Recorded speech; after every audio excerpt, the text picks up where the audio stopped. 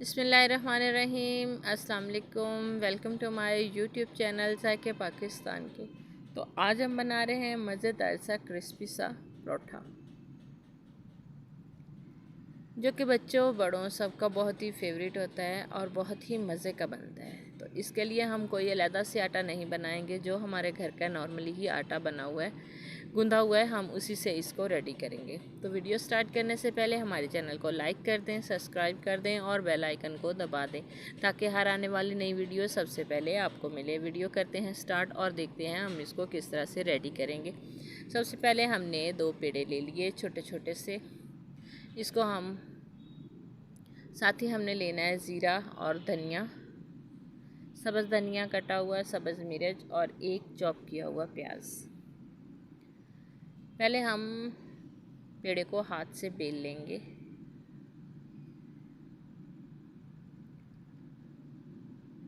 अब हम इसको बेलन की मदद से बेलेंगे।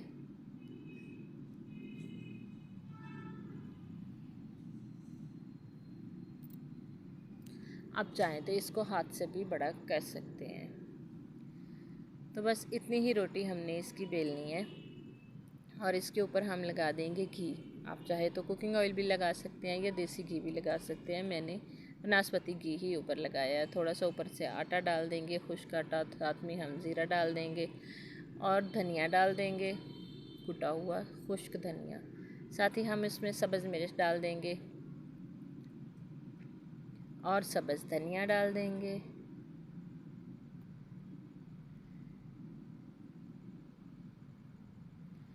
और चॉप किया हुआ हम इस पे प्याज डाल देंगे।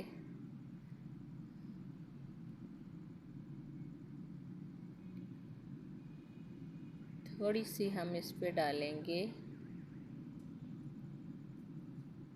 काली मिर्च।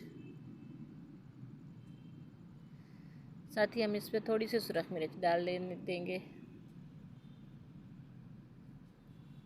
थोड़ा सा नमक, और इसको कर लेंगे हम रोल। अच्छे से इसका रोल बना के हम इसको एक पेड़े की शेप दे देंगे।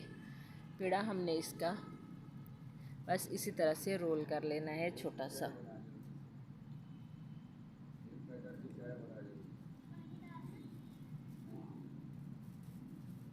तो पेड़ा जो है वो हमारा रेडी हो चुका है।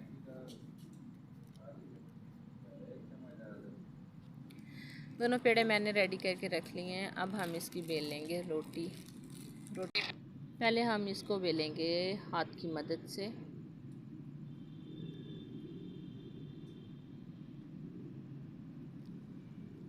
अब हम इसको बेल लेंगे बेलन से। ज़्यादा हमने इसको नहीं बेलना, बस हल्के हाथ से ही इसको बेलना है। इतना भी ना ज़्यादा बेल दें ताकि रोटी बिल्कुल फट जाए। बस हल्का से इसको बेल लेंगे। थोड़ा सा हम आटा डालेंगे ताकि रोटी नीचे ना चिपके और इसको थोड़ा और बेल लेंगे।